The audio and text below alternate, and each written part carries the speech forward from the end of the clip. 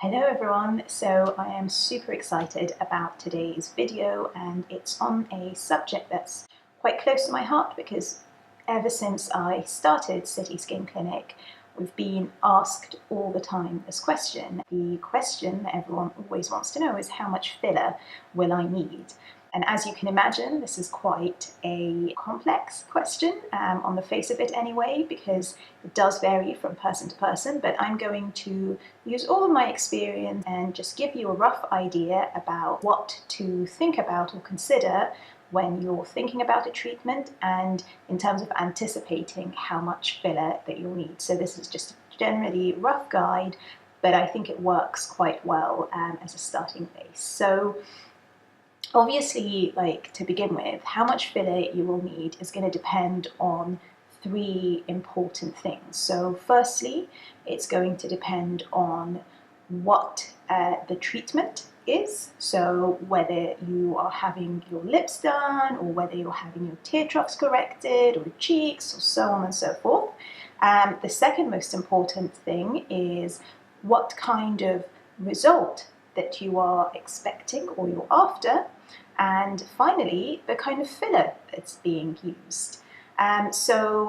This is the most important, three most important things to think about when you're considering this. And remember, every kind of treatment should always be very personal.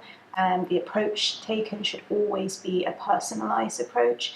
And these conversations, so in our clinic, you always have them from the very beginning, from the first consultation. As a general idea, we always kind of sit with our clients and chat and say, okay, this is what kind of result are you after? And this is, in our experience, how much, say, 1 ml of filler will give you, or 2, or so on or so forth. And also remember that when we're thinking about treatments, it's worth thinking about the whole face. So sometimes, as I've discussed in our tear trough video, treating the tear troughs or the hollowness under the eyes may require actually also treating the cheeks as well, or it may be better to just treat the cheeks initially if you can only do one or the other. So it really depends on the result that you're after, and also your own specific face and what the extent of the issue is, and what kind of treatment would, or combination of treatments would suit that best. So let's start with sort of the different types of fillers. I'm going to make a different video describing each kind of fillers, but I've kind of touched base a little bit on that in our introduction to Botox and fillers video.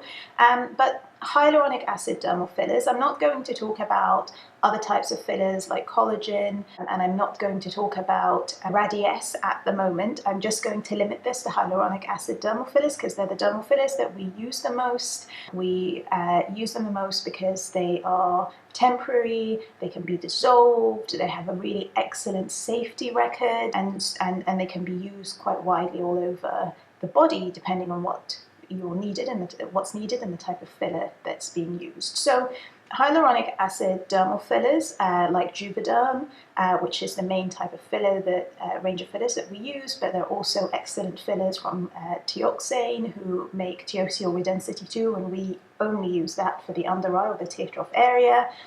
These types of fillers, and they, like I mentioned, they last for a few months, up to 18 months depending on the type of filler and the range of the filler, and a lot of the two things to think about in terms of dermal filler is the thickness of the filler, so the density, how much hyaluronic acid there is in it, and also how cross-linked that hyaluronic acid is, so how is it connected with each other. So in fillers that are kind of for heavier areas or thicker areas where you need volume and you need lift and you need structure, you tend to have a higher concentration of hyaluronic acid, or maybe it's more cross-linked in that filler. So I'm talking about products like Juvederm Ultra 4, or I'm thinking about things like the Vicross range, which are cross-linked in a different way, like Voluma, and these are fillers that are designed to kind of lift, to expand to provide volume, and so you tend to use them in areas that are thicker, so in areas where you want a lot of kind of volume or change, such as the cheeks perhaps.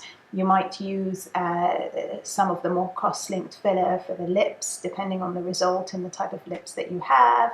You might use them in the chin area, all kind of places. At the other end of that are much thinner, less cross-linked fillers, and these are fillers like Teosyl Redensity 2, and that type of filler is used in a very delicate, thin under eye area, and that kind of filler is not there for any volume. It's there for kind of support and to improve the appearance of the tear trough, to provide that support, but without it kind of attracting too much water or any volume or anything like that. So that's the other side of the equation. And then you have a whole kind of range of types of fillers in between that. So that's kind of the important thing to appreciate. So you don't tend to use only one filler for everything, or you shouldn't anyway. Use the right kind of filler for the job that's needed. The other thing that you have to think about, of course, is the kind of outcome that you're looking after.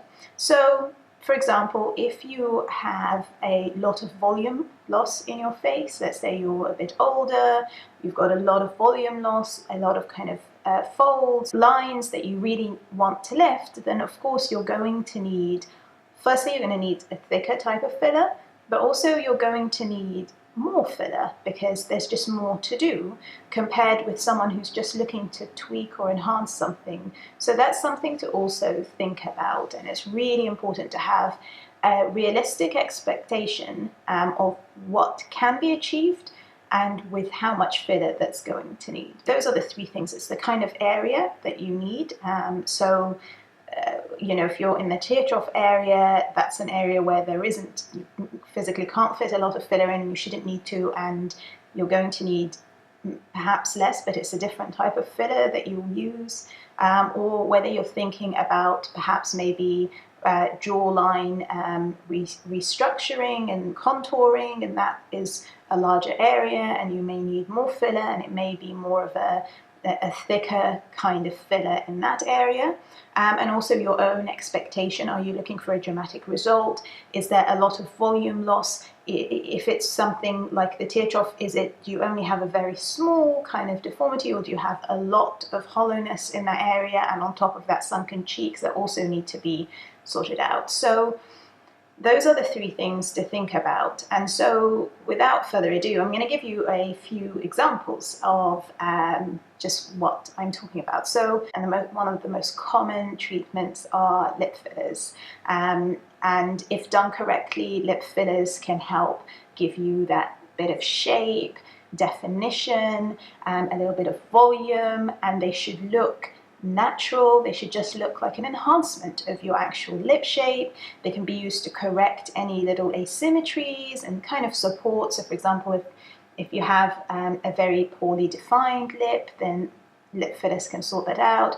If you have kind of lines called kind of smoker's lines around the lips, fillers in the lip area and around those lines can help smooth that out. So you can do so much to refresh the mouth or to enhance or accentuate your smile and your pout with lip fillers.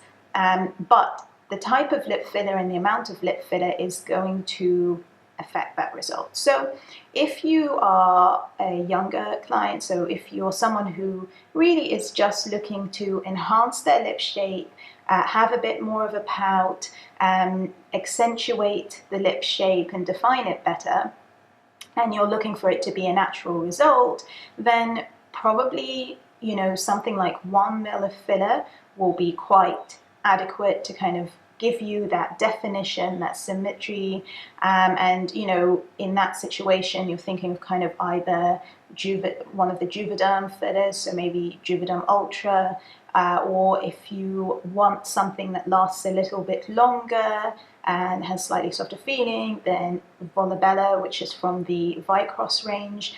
Those are kind of my two favorite types of filler to use in that situation. And that's going to give you a beautiful, enhanced but subtle result. It's not going to go overboard.